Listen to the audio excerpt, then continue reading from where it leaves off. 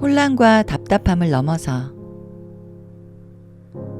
사람은 한쪽으로 치우치면 또 다른 쪽으로 치우치려는 경향이 있습니다. 좋은 것에 빠지면 나쁜 것에도 같이 빠지는 법입니다. 어차피 빠지는 세계 자체가 문제가 있는 것입니다. 긍정적인 마음으로 바라보면 모든 것이 긍정적이고, 부정적인 시각으로 바라보면 모든 것이 부정적으로 보입니다. 동그란 구멍을 통해서 보면 동그란 세계만 볼 수 있듯이, 단지 자기가 보는 시각이 세모인가 네모인가 하는 차이일 뿐입니다. 저는 자유를 얻으라고 하지 방종하라고 하지 않습니다. 자유와 방종을 혼동하지 말아야 합니다. 방종은 감정의 노예가 되는 것이고, 자유는 감정의 주인이 되는 것입니다. 감정의 주인이 되지 못하면서 감정이 하라는 대로 이렇게 저렇게 하는 것은 방종입니다. 자유와 방종의 차이를 반드시 알아야 합니다.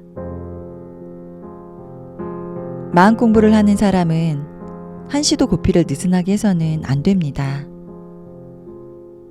몇십 년을 해도 고삐를 잡아당기지 않고 느슨하게 쥐고 있으면 계속 실패하는 것입니다.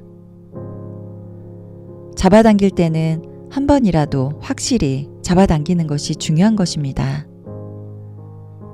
그냥 느슨하게 이러면 되겠지 하면서 이것도 나의 자유다, 이렇게 하면 이것은 모두 방종입니다.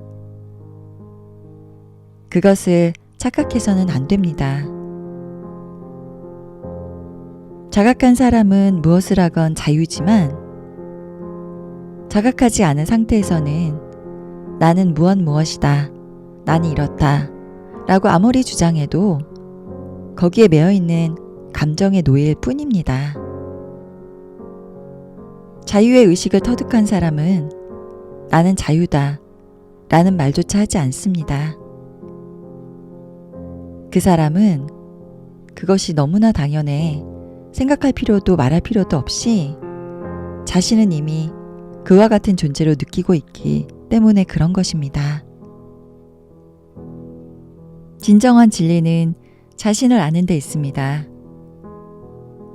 절대 남의 탓으로 돌리지 말고 남을 원망하지 말아야 합니다.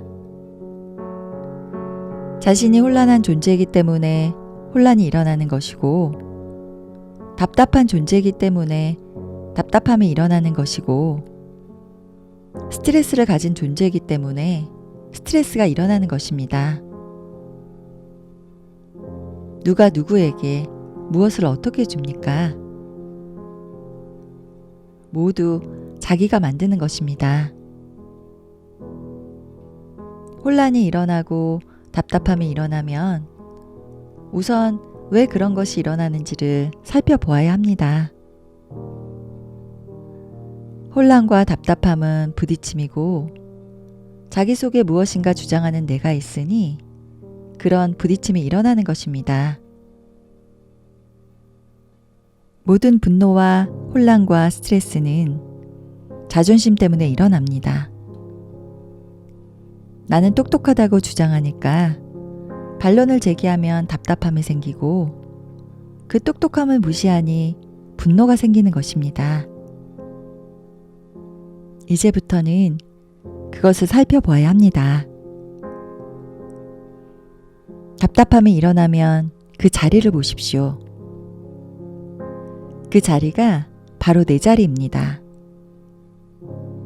만들어진 것도 나지만 만들어내는 것도 나이고, 만들기 이전의 상태도 나입니다.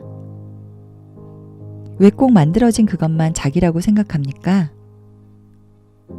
만들어내는 나, 만들기 이전에 나도 있습니다. 모든 것을 결정할 때는 만들어내기 전, 만들어내고 있는 그것, 그리고 만들어진 그것, 그셋 모두를 보십시오. 그렇게 해서 무슨 이야기를 하든 삼자회담을 하고 그것을 거친 그것만이 진실한 것이 되도록 해 보십시오.